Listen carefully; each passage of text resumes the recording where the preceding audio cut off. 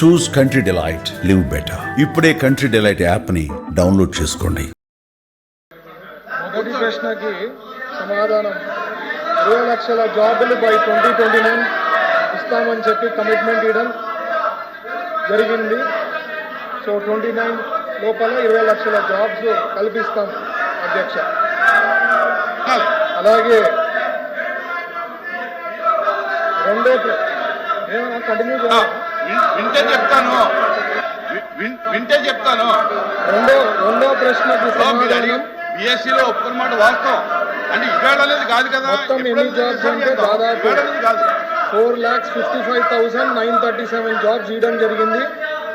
దాంట్లో mega DSC నుంచి 15,941 అంటే 16,000 ఇవ్వడం జరిగింది నోటిఫికేషన్. సెలెక్ట్ అయినది 15,941. అలాగే వేరియస్ గవర్నమెంట్ డిపార్ట్మెంట్స్ నుంచి 9,093.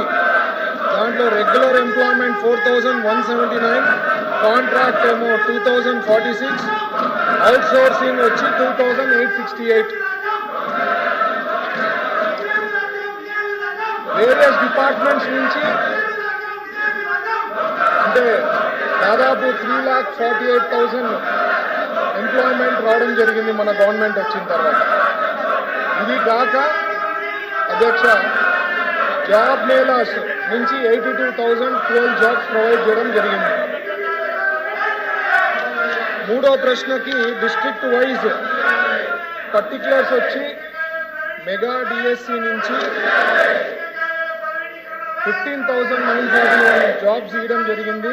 దాంట్లో అనంతపురం వచ్చి 755, చిత్తూరు వచ్చి 1408, ఈస్ట్ గోదావరి 1349, గుంటూరు 1140, కడప 680, కృష్ణా 1203, కర్నూలు 2,590, నెల్లూరు 657, ప్రకాశం 661, శ్రీకాకుళం 535, విశాఖపట్నం 1134, విజయనగరం 578, వెస్ట్ గోదావరి 1,063.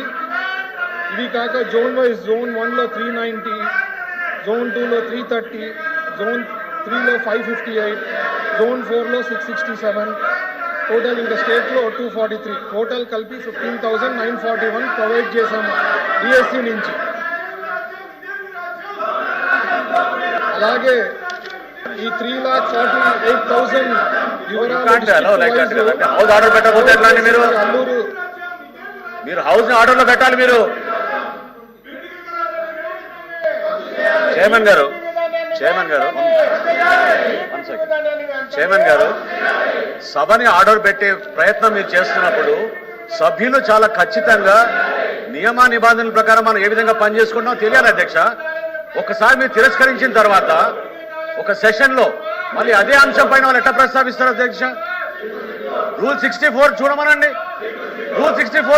మీరు పాయింట్ ఆఫ్ ఆర్డర్ అధ్యక్ష, అది కరెక్ట్ కాదు కదా. Point of order rule number 64 చూడండి. మీరు చాలా క్లియర్ గా you cannot repeat a motion. ఇవ్వండి రూల్ నెంబర్ 64 ఇవ్వండి.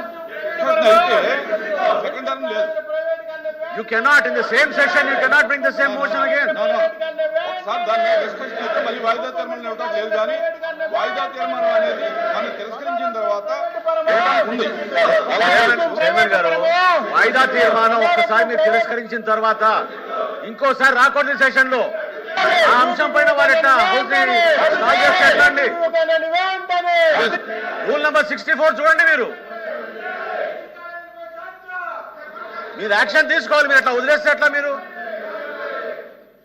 ప్లీజ్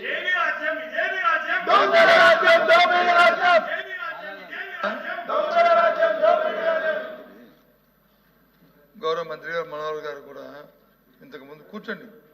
ఇంతకుముందు ఆయన కూడా స్పీకర్ చేశారు, రూల్ కూడా చెప్పారు 260. దానికి ముందు కూడా ఆలోచన చేసుకోవాలి. మన సాంప్రదాయాలు మన కన్వెన్షన్స్ ఏ విధంగా ఉన్నాయి. బీఎస్సీలో నిర్ణయం తీసుకున్న తర్వాత బీఎస్సీని దాన్ని డివైడ్ అయ్యి దాని నుంచి బిజినెస్ తేకుండా కూర్చోమ్మా నీకు ఇస్తారు తర్వాత తేకుండా మరి ఏ విధంగా వాళ్ళు అయ్యారని అధ్యక్ష? దానికి రూల్ లేదా మన రూల్ బుక్లో చెప్పంటారా? దాన్ని ఏ విధంగా వచ్చారు? అది తప్పు కదా అధ్యక్ష. అందుకు కాబట్టి దయచేసి ముందు ఏదైతే మా డిమాండ్ ఉందో బిఎస్సీలు ఏదైతే మనం అంగీకరించామో ఆ డిబేట్ని జరగాలి, జరిగి తీరాలి అనేది మా తాలూకు డిమాండ్. ఎందుకంటే ఇది ప్రజల సమస్య, ఇది ప్రజల సమస్య, ఇది ఏ ఒక్కరికో రాజకీయమైన సమస్య కాదు. కోట్లాది మంది ప్రజల తాలూకు ఇస్తున్న ప్రజా ఆరోగ్యానికి సంబంధించిన సమస్య.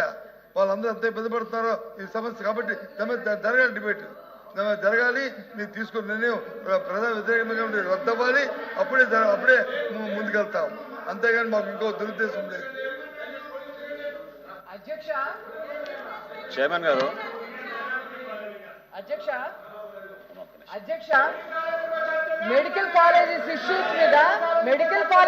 మీద షార్ట్ డిస్కషన్ ఒప్పుకోవడం జరిగింది. బిజినెస్ అడ్వైజరీ కమిటీలో కూడా ఓకే చేశాము. కానీ group A, group B ministers ఉండటం వల్ల కొద్ది క్లాష్ వచ్చింది. దాని గురించి ఈరోజు కన్ఫర్మ్ చేస్తామని కూడా ఆ రోజు చెప్పాము. ఈ లోపు మీరు బిఎస్సీ మీటింగ్ పెట్టారు. ఆ మాత్రం కూడా మీరు ఆలోచించకుండా ఈ రకంగా సభని సజావుగా నడవకుండా చేయడం ఏంటి? కూర్చోండి అమ్మా. రాజేంద్ర ప్రసాద్ గారు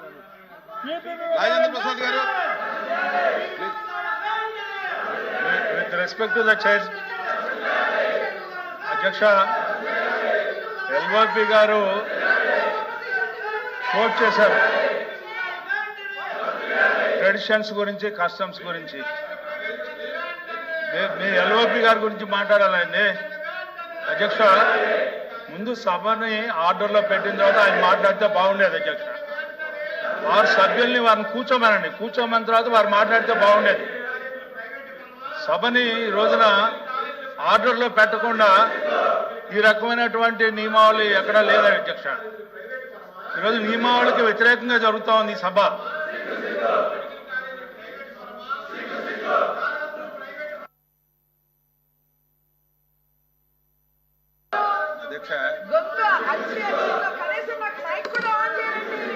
అధ్యక్ష ఈ శాసన మండలి ఈ రోజు స్టార్ట్ అయింది కదా అధ్యక్ష. మీ బిజినెస్ ఏదైనా మీ ఊర్లో ప్రమోషన్ చేయాలంటే అది సుమన్ టీవీతోనే సాధ్యం. ఇప్పుడే సంప్రదించండి.